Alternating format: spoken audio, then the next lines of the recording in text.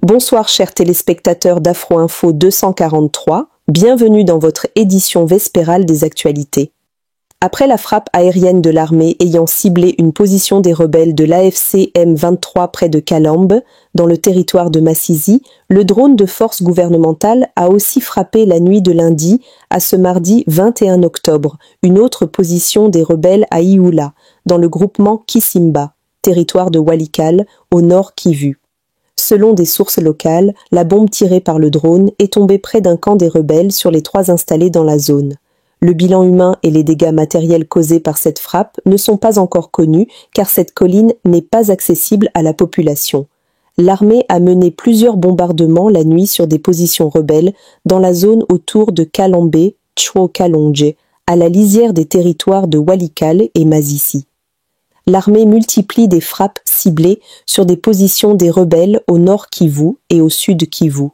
Ce, en dépit de la signature par le gouvernement congolais et le groupe politico-militaire AFC M23 le 14 octobre dernier à Doha d'un mécanisme conjoint de surveillance et de vérification du cessez-le-feu sous la facilitation du Qatar et avec le soutien des États-Unis et de l'Union africaine. Raid Tabara activé à Fizi. Alerte. Des soldats rwandais, ensuite déployés à Fizi, territoire de la RDC sur le lac Tanganyika, en face du Burundi, se mobilisent pour s'en prendre au pouvoir Hutu au Burundi et destituer le gouvernement de Évariste Ndayishimiye, comme cela s'est produit au Rwanda en 1994. Red Tabara est le nom de ce groupe, divisé en deux, Gumino et Twirwaneho. Ils ont organisé une parade sur le sol congolais à Fizi, dans les montagnes au-dessus du lac Tanganyika, le 21 octobre 2025. Ils déclarent « Les RDF M23 AFC sont déjà installés en RDC et ils y ont trouvé des terres qu'ils vont appeler leur pays. Nous allons aussi attaquer le Burundi et devenir une nation. Le Rwanda, c'est nous les Rwandais. Le Nord et Sud Kivu, c'est nous les Rwandais. Au Burundi, nous y allons pour l'annexer au Rwanda et au Kivu », a affirmé Munyantwari, porte-parole adjoint de RED Tabara, devant nos caméras. Question. Comment des groupes armés étrangers peuvent-ils s'organiser sur le sol congolais sans être neutralisés?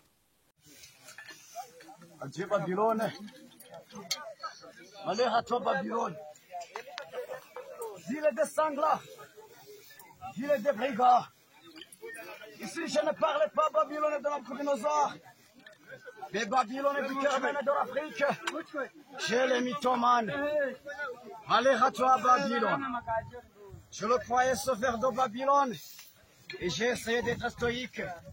Je suis devenu allergique de son blabla ironique. Je vis sa vie à l'image oblique, en collaboration avec ses conseillers sinistres. Allez à toi, Babylone. Toujours même scénario, des élections non crédibles. La Cour constitutionnelle est devenue une institution privée et seulement du parti au pouvoir, ce qui nous a amené des dégâts innombrables, du fruit des efforts des décideurs irraisonnables. Crimes contre l'humanité incontournables, et Babylone est un problème irrésolvable. Malheur à toi, Babylone. On entendra des coups de feu. C'est le retour du tigre. L'aigle deviendra du cendre. Et pour les opprimer, la paix descendra. On retournera à l'histoire de nos aïeux et on bâtira nos foyers. On érigera un monument à mémoire de nos chers disparus, tués lâchement par les immons et la fouille. Acclamons-nous tous l'étoile de la Révolution. Et de Tawara, l'étoile de la Révolution. Vive de Tawara! Vive la Révolution! Le 21 octobre 2025, des habitants de la région de Durba, dans le Haut-Uélé, ont incendié des camions transportant illégalement de l'or à destination de l'Ouganda et du Kenya.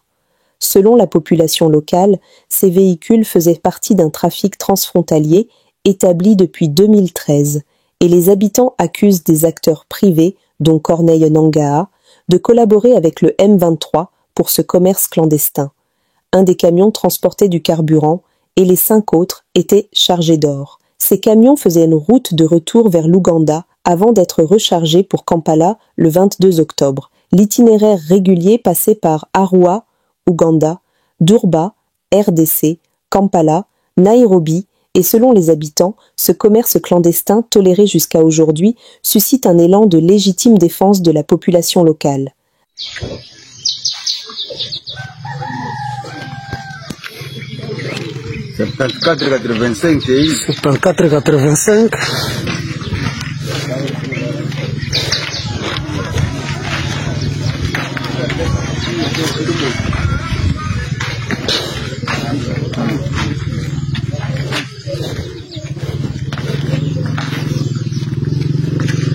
Hii mizigo iko sawa.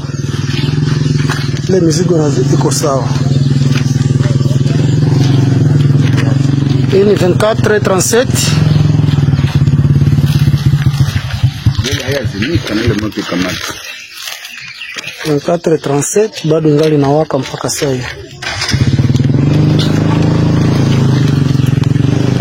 Hivi ile mizigo iko sawa, lakini mvua ikinyesha jua libomola mifuniko ya yule.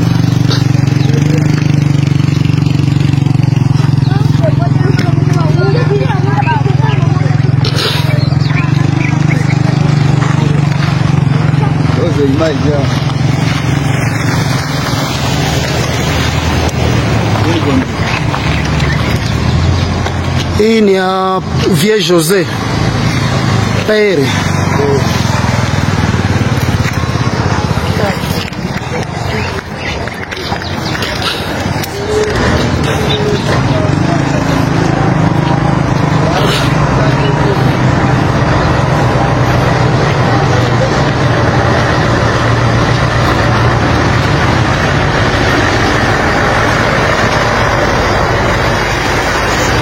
Hii mizigo walitupa ndani moto, lakini mizigo ya mbele iko sawa.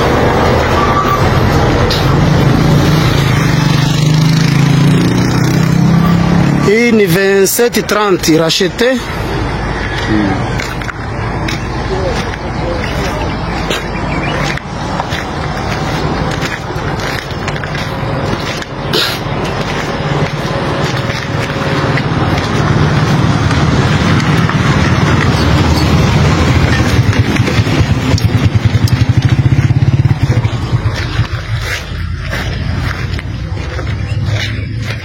Mizigo mbele vile iko sawa.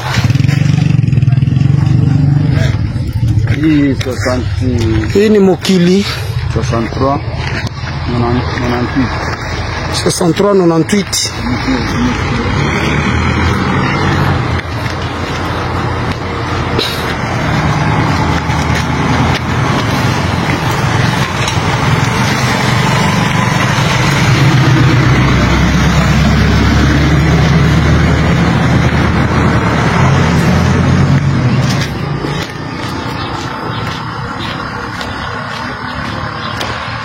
Na mwisho ni Kikuni.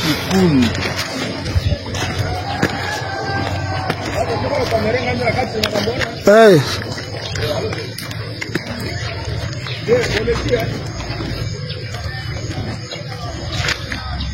Okay. Kikuni ile.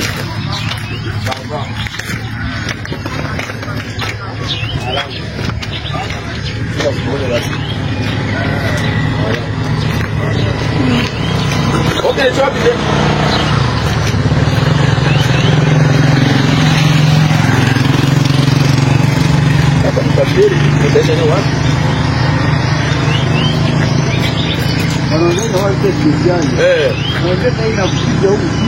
Nous sommes arrivés à la fin de cette édition. Merci à vous de nous avoir suivis jusqu'ici.